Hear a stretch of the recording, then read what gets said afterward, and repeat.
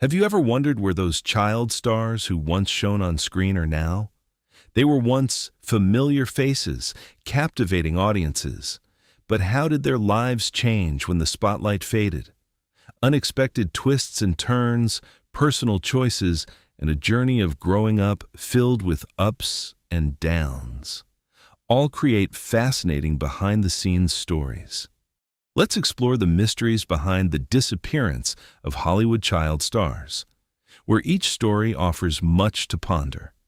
If you want to hear more interesting stories never told before, don't forget to subscribe, like, and leave a comment with your speculations.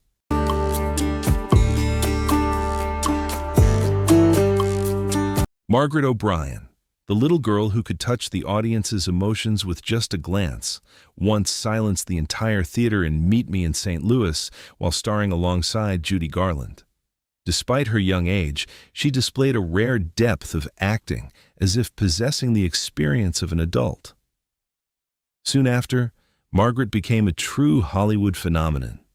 At just 7 years old, she was awarded an honorary Oscar, becoming the pride of MGM, and a name that the entire entertainment industry followed. However, as she entered adulthood, her spotlight gradually faded. The roles that once came frequently became fewer, and the image of the sweet little girl with expressive eyes no longer easily found a place in the rapidly changing world of film. Unlike many child stars who cling to fame, Margaret did not chase the fading spotlight. She chose to withdraw calmly, without fanfare or controversy, simply closing an old chapter to move on to a different life. Away from the camera, Margaret found a more stable and simple life. She married, built a family, and spent time with her children, choosing peace over the glitz and glamour of Hollywood. No scandals, no downfall, and no becoming the focus of negative stories.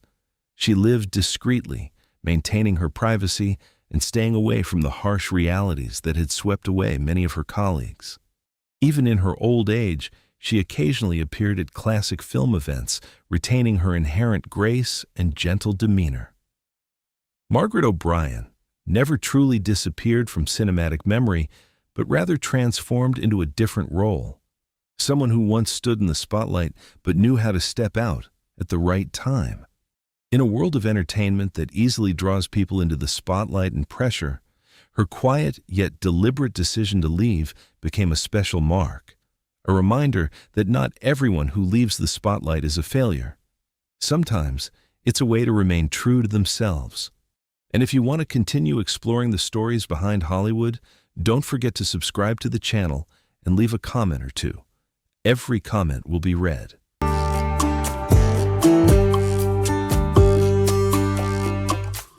Claude Jarman Jr., Hollywood's golden boy, is a special case, having chosen a completely different path. At just 12 years old, he astonished both audiences and critics with his performance in The Yearling. His hauntingly natural acting earned him an honorary Oscar for Best Child Actor and instantly made him a sought-after name in Hollywood. In that moment of glory, he was the ideal role model every studio desired, and audiences couldn't take their eyes off him. However, instead of continuing to chase fame, Claude gradually stepped back from the spotlight. Remarkably, he wasn't forced to leave, nor did he fall into any crisis or scandal. It was a proactive, calm, and almost silent choice, withdrawing when his career still had the potential to go even further. After a few more roles, including Intruder in the Dust, Claude decided to return to Tennessee to continue his education. He completed high school and attended college instead of continuing to audition or cling to Hollywood.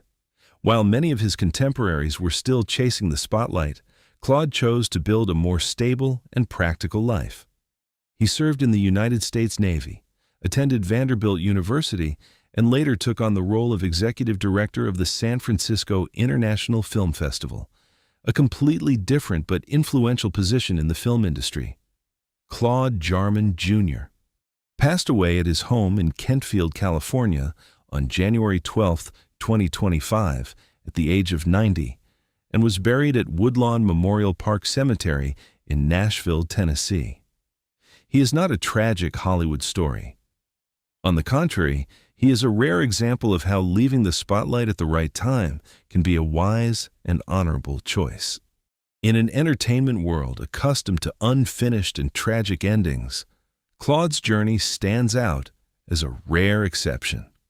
A quiet story, yet profound enough to prompt reflection on the value of knowing when to stop.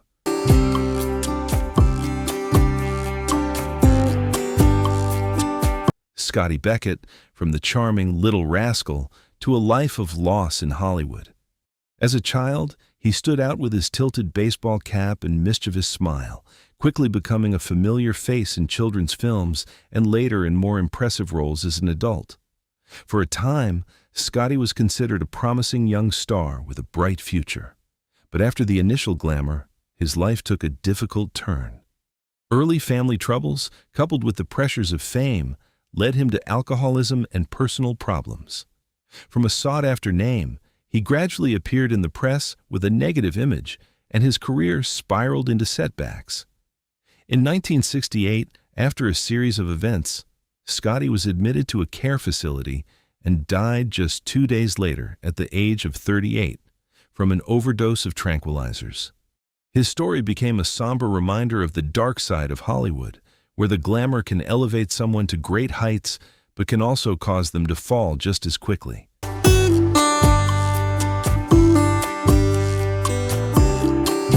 Freddie Bartholomew, the British boy once considered the perfect model of Hollywood, had a remarkable career before quietly disappearing from the spotlight. In the 1930s, he was one of the brightest child stars in cinema. With his perfect British accent and dapper appearance, Freddie was seen by MGM as Shirley Temple's answer. He made his mark in films such as David Copperfield, Little Lord Fauntleroy, and Captains Courageous, becoming a name that captivated audiences and earned the admiration of filmmakers. During the Great Depression, with earnings reaching $2,500 a week, Freddie was among the highest-paid child actors in the world. However, behind the glamour lay a tense story. At the height of his fame, his estranged relatives unexpectedly returned, not for a reunion, but to Zhengduo custody and control of his estate. The protracted legal battles had eroded both Freddie's finances and his childhood. And as he entered his teenage years, Hollywood seemed to have no place for a grown-up Freddie. At age 14, he was terminated by MGM, leaving him with a seemingly bleak future. However, instead of succumbing to despair, Freddie chose a different path. He joined the military, then started from scratch in the television advertising industry. Rising through the ranks, he gradually proved his capabilities and eventually became an award-winning executive and advertising director. To his colleagues, he was no longer a former child star, but simply Fred, an ordinary man in an office. When Freddie Bartholomew passed away in 1992, many didn't even know he had once been one of Hollywood's brightest stars. And perhaps that quietude was precisely what he chose. A simple, independent life, free from the dazzling yet harsh glare of the past.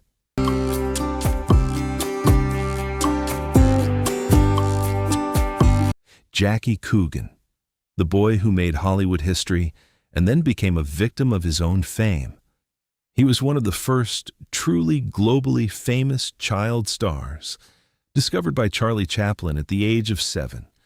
After the resounding success of The Kid in 1921, Jackie quickly became a phenomenon. His face appeared everywhere, from toys and lunchboxes to commercial products. By the age of 10, he had earned over $4 million, a huge sum at the time, making him one of the richest child actors in history. However, when he grew up and turned 21, Jackie asked to access his earnings, only to be met with a heartbreaking truth. Most of his wealth had been spent by his mother and stepfather on extravagant shopping and spending under the pretext that he was merely having fun while they controlled his finances. This shock caused a public outcry in America. Jackie decided to sue, And although he couldn't recover much of his assets, his case created a landmark change for the entire industry.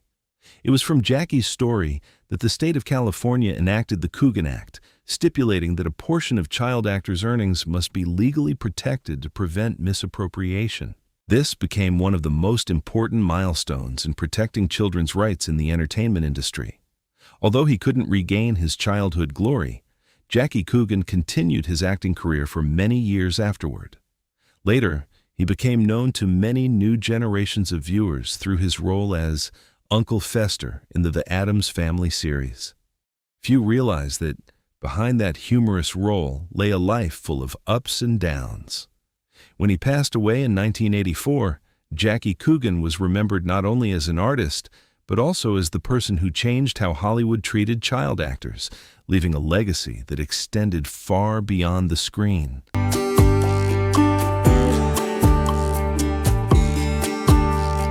Shirley Temple, America's little girl, was a beacon of hope for millions during the Great Depression. With her charming dimples, signature curly hair, and radiant smile, she quickly became the biggest child star in Hollywood history. Even at the young age of 6, Shirley earned around $50,000 per film, a figure far exceeding that of many high-profile figures at the time. Her image was everywhere, from clothing and dolls to food, becoming a symbol of faith and optimism. However, that glory didn't last. As she entered her teenage years, Shirley's box office appeal waned. Roles for older children no longer brought her the same success, and Hollywood, the place that had once celebrated her, began to turn its back on her. Many other child stars fell during that transition, but Shirley chose a different path, one that was calmer and more proactive. She left the film industry at the age of 22, focusing on family life before venturing into a completely new field, politics and diplomacy. With her composure, intelligence, and refined communication skills, Shirley Temple became a U.S. diplomat, serving at the United Nations and as ambassador to Ghana and Czechoslovakia. In her new role, she maintained her influence and persuasiveness, but in a completely different way than during her acting career. Shirley never tried to cling to her past glory. Recalling her film career, she once joked, "My advice to anyone wanting to be an actress is, don't." From a child star on the silver screen to an international diplomat, Shirley Temple proved that life isn't just about one role, and that people can completely rewrite their destiny in a meaningful new direction.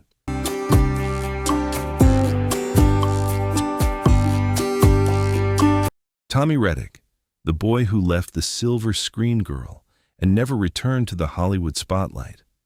In the 1950s, millions of American viewers knew him as Jeff, the innocent-eyed farm boy in the Lassie series, alongside his loyal collie dog. Tommy wasn't just a child actor. He was considered one of America's most beloved faces at the time, bringing a warm and familiar image to the small screen. However, early fame also meant the loss of much of his privacy. For Tommy, Hollywood was more like a cage than a dream. At just 14 years old, he surprised everyone by voluntarily terminating his contract, wanting to live a normal life instead of continuing to grow up in front of the camera. However, leaving the entertainment industry didn't make things easier. The consequences of early fame, coupled with later personal troubles, led to a life filled with difficulties and challenges. However, Tommy chose not to dwell on the past. In an unexpected turn, he ventured into technology as computers began to flourish. There, Tommy rebuilt his life, becoming a highly regarded database programmer. He didn't seek a return to the spotlight, nor did he desire it. When Tommy Reddick passed away in 1996 at the age of 54, he left behind a journey different from many child stars of his time, a second life built on his own choices, detached from the glamour of Hollywood, and pursuing a unique path of self-reliance and independence.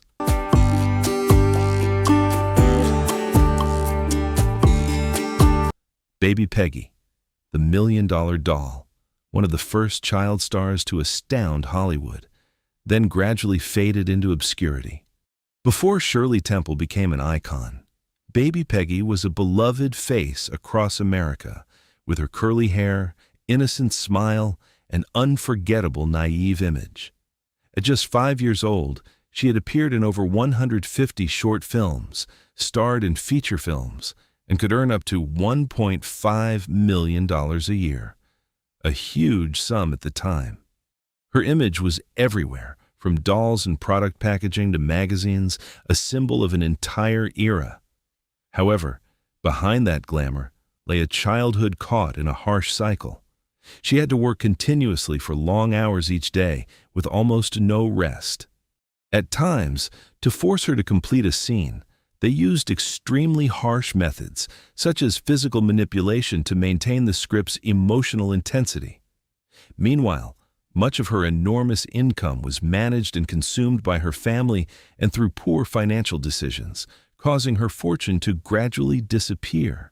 Around the age of 7, Baby Peggy's film career abruptly ended. Family conflicts and a broken work environment forced her to leave the spotlight and perform in variety shows to make a living. As an adult, the name Baby Peggy almost vanished from public memory. She returned under her true identity as Diana Sarah Carey, leaving Hollywood and building a completely normal life. Decades passed, and she lived a quiet life until film researchers rediscovered her story. However, Diana is not just a recovered memory.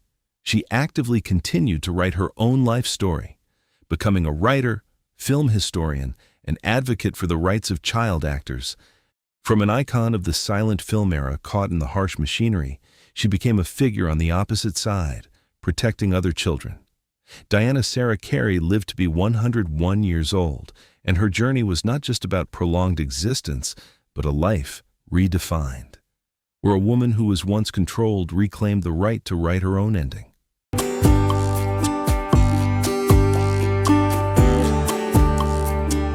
Deanna Durbin was once one of Hollywood's brightest icons, a voice that could melt hearts and helped Universal Studios weather a difficult period.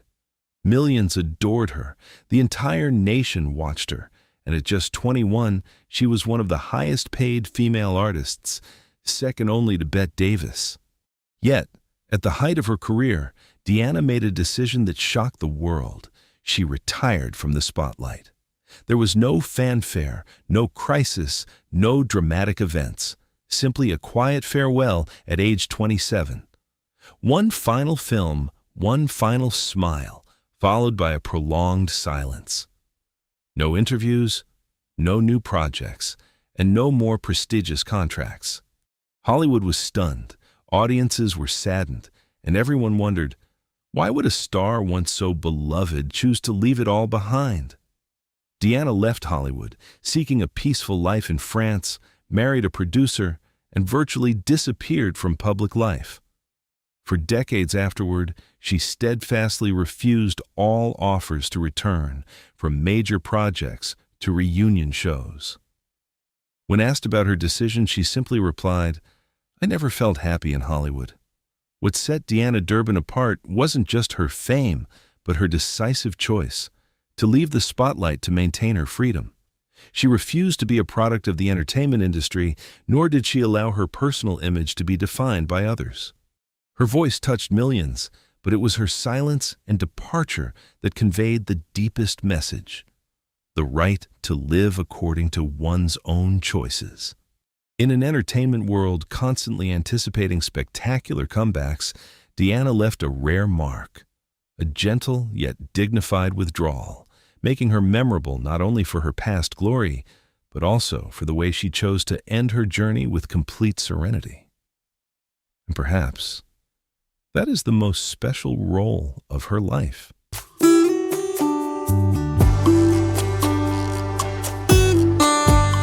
Brandon DeWilde, a name that, when mentioned simply with 4 words, "Shane, come back," is enough to engrave the image of the 11-year-old boy into Hollywood history.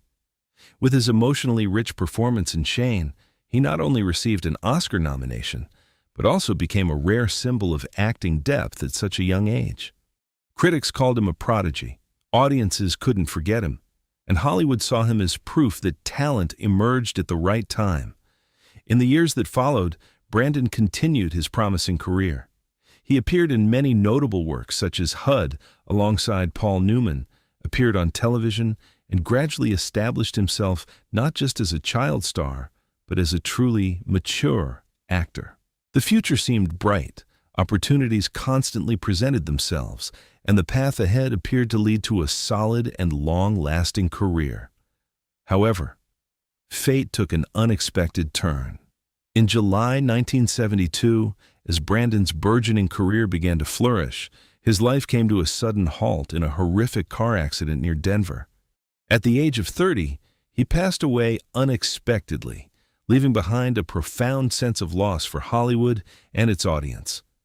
There was no scandal, no decline, just a premature end to a journey left unfinished. Brandon DeWilde's death was shocking, not because of a sudden downfall, but because he hadn't yet reached the full potential his talent deserved. His roles remain valuable, but the future behind them will forever remain something audiences will never witness.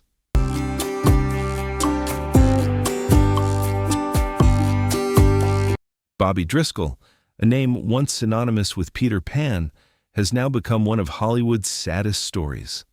He was Disney's golden boy, the voice that breathed life into Peter Pan, a familiar face in Treasure Island, and one of the first child stars signed to an exclusive contract by the studio.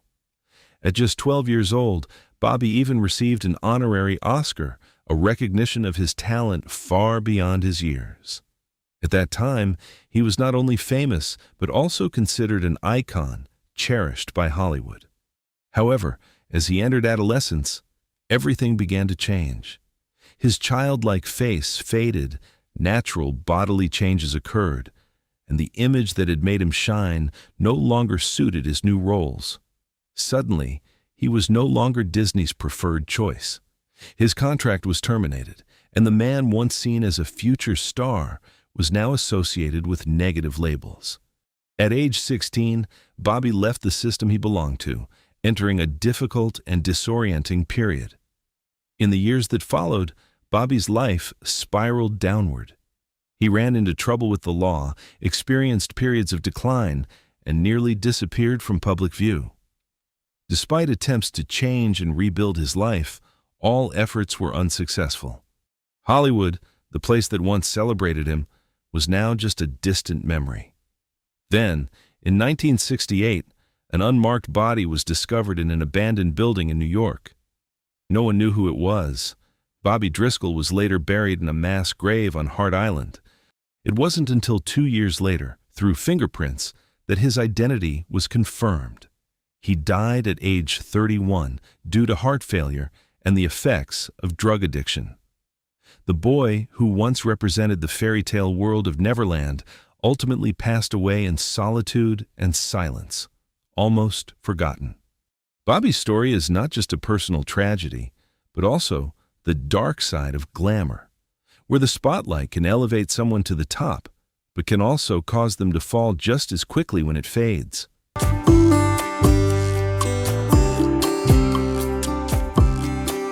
Kevin Corcoran, Disney's most beloved child star of the 1950s, is an unforgettable face for audiences.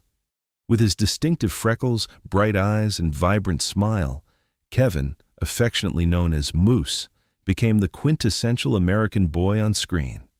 He appeared in many famous works such as Old Yeller and Swiss Family Robinson, leaving a lasting impression on viewers. Walt Disney also placed special trust in him and frequently chose him for important projects, making Kevin one of the most popular child stars of that era. However, Kevin didn't let himself be swept away by the whirlwind of fame that easily leads many young stars astray. He quickly realized the harsh realities of Hollywood as child actors enter adulthood and proactively chose a different path. Instead of continuing in front of the camera, Kevin decided to attend university, study film art, and gradually transition to working behind the camera. This was a crucial turning point that opened up a completely new career. From actor, he became an assistant director, producer, and participated in many popular television shows such as Murder, She Wrote, Baywatch, and Quantum Leap. In his new roles, Kevin built a stable, sustainable career with lasting influence, even more solid than during his time as a child star. When he passed away from cancer in 2015 at the age of 66, Kevin Corcoran left two distinct legacies: a Disney boy once beloved by the entire United States and a film industry expert respected by his colleagues. His life became proof that not everyone gets stuck in the glory of the past. Some people know how to redirect their efforts to build more sustainable success in their own way.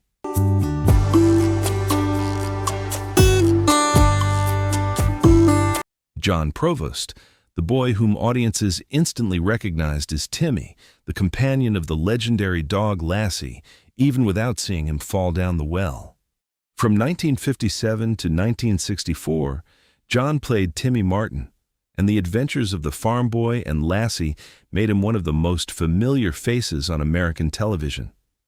Thousands of fan letters poured in every week, turning him into a child star, living in almost absolute adoration. Despite his early fame, John didn't let himself be trapped in that image forever. At just 14 years old, he and his family made a crucial decision: to leave Lassie.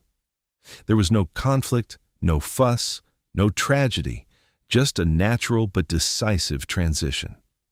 Timmy's story then continued with the character leaving with his family, while John was ready to embark on a different journey. Unlike many child stars of his time, John didn't collapse when the spotlight faded. He tried his hand at a few small roles, but then chose to leave Hollywood to build a more normal life. John went to university, worked in real estate, and focused on his family. His life was no longer tied to cameras, but it became stable and secure in a different way. At 75, John Provost still wears that gentle smile when called by the name Timmy, an image associated with the childhood of many generations. He even titled his memoir, "Timmy's in the Well," a phrase never seen in the film, but which has become symbolic of his entire career journey and maturation. From a beloved child star to a man who chose a simple and stable life.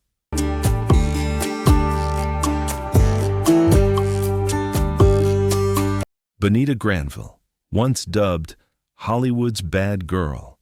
But it was precisely this difference that helped her create an irreplaceable mark. While many child stars of that era were associated with innocent images, Bonita chose more challenging roles. At 13, she made a strong impression with her scheming portrayal of Mary Tilford in 1936, earning her a prestigious Oscar nomination. She then went on to make her mark with Nancy Drew, embodying an intelligent, confident, and somewhat sharp-witted girl, becoming one of Hollywood's most prominent young faces of the time. However, the cinematic spotlight didn't last forever. Entering the 1940s, leading roles became less frequent, and Bonita shifted to supporting roles in films like Now, Voyager, and Hitler's Children. Many believed her career would fade like many other child actors, but Bonita took a completely different path. In 1947, she married Jack Rather, an oil businessman and film producer, and began a new chapter in her life. From acting, Bonita transitioned into management and administration, building a business empire in entertainment and media with her husband. They produced many popular shows, such as Lassie, and invested in hotels, real estate, and other television projects. Bonita Granville was not just a former child star. She gradually became an influential figure in the entertainment industry. With her keen insight and long-term vision, she contributed to building lasting values that extended far beyond her early acting career.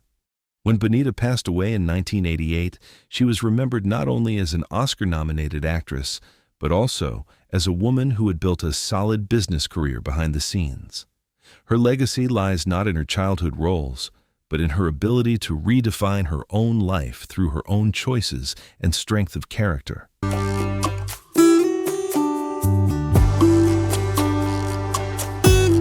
Beverly Washburn.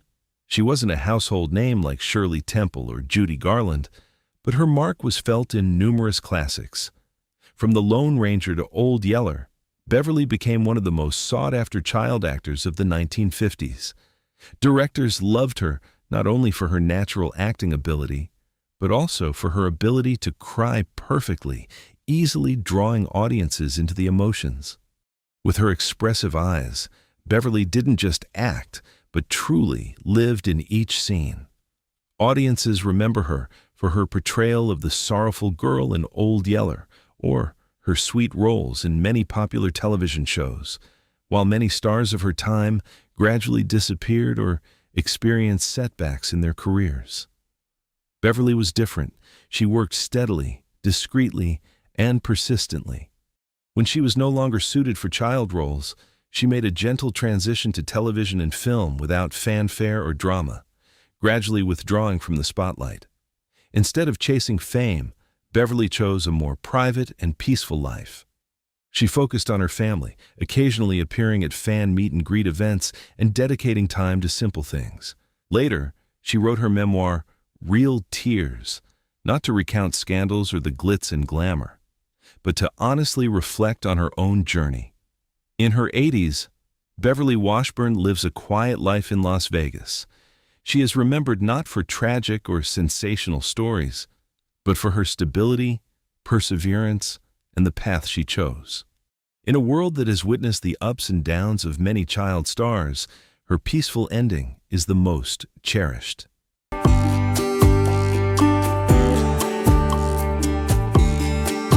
Gloria Jean, the girl once hailed as Hollywood's next Deanna Durbin, but ultimately chose a very different path.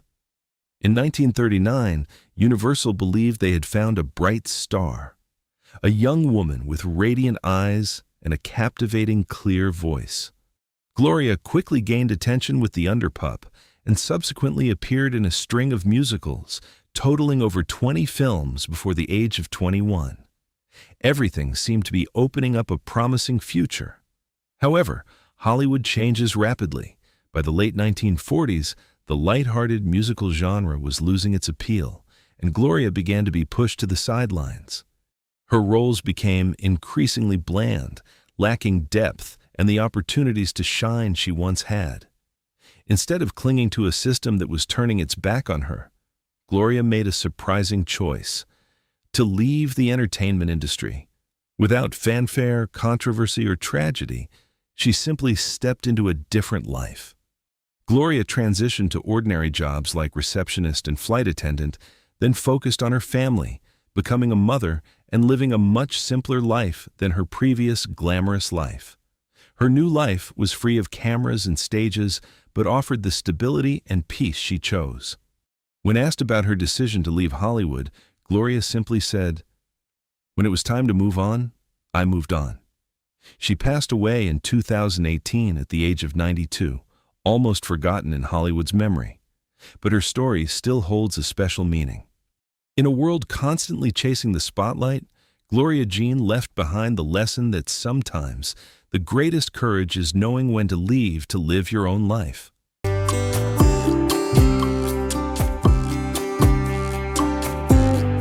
Johnny Crawford, the American West boy who grew up with a melody in his heart. During the golden age of Western television, few father-son pairs left such a strong impression as Lucas and Mark McCain in The Rifleman. At just 12 years old, Johnny played Mark and followed the show for 5 seasons, watching him grow up right before their eyes. With his captivating looks and emotionally rich acting, Johnny didn't just play the role, he became an iconic image of the American boy on the small screen. But Johnny didn't limit himself to acting. In the early 1960s, he also made a name for himself in the music market with songs like Cindy's Birthday. From a television boy, Johnny gradually became a teenage boy with his own style, pursuing music as a true passion. At that time, many believed he was on the ideal path from child star to multi-talented artist. However, the reality of Hollywood wasn't so simple. As he grew older, Johnny struggled to find roles that suited his mature image. The spotlight from The Rifleman gradually faded, never to return as before. Instead of clinging to it, he shifted his focus to music, conducting orchestras and performing his favorite works in his own way. Although no longer a familiar face on screen, Johnny maintained a connection with the arts in a different, more enduring and sincere way. Towards the end of his life, Johnny faced Alzheimer's disease, gradually withdrawing from public life. He passed away in 2021 at the age of 75, leaving behind the image of a golden boy of American television and an artist who remained true to his passion, even though that path no longer shone under the spotlight.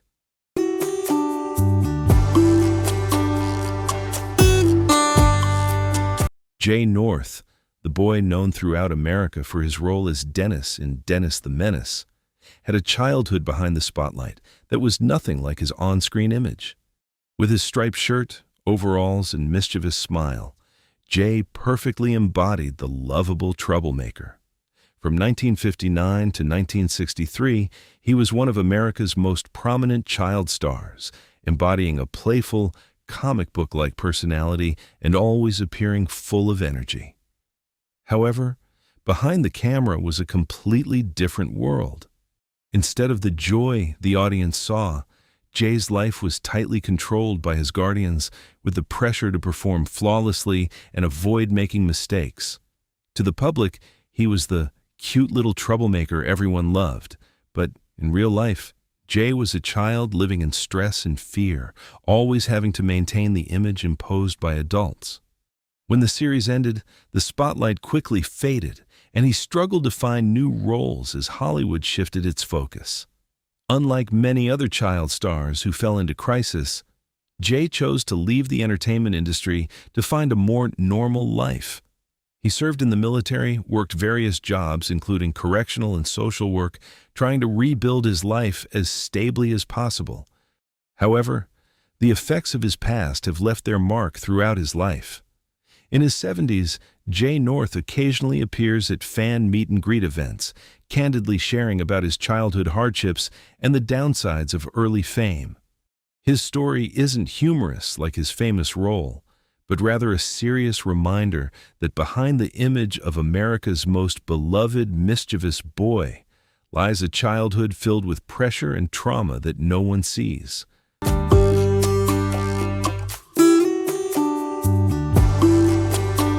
Martin Stevens, the boy who once haunted audiences and then mysteriously disappeared.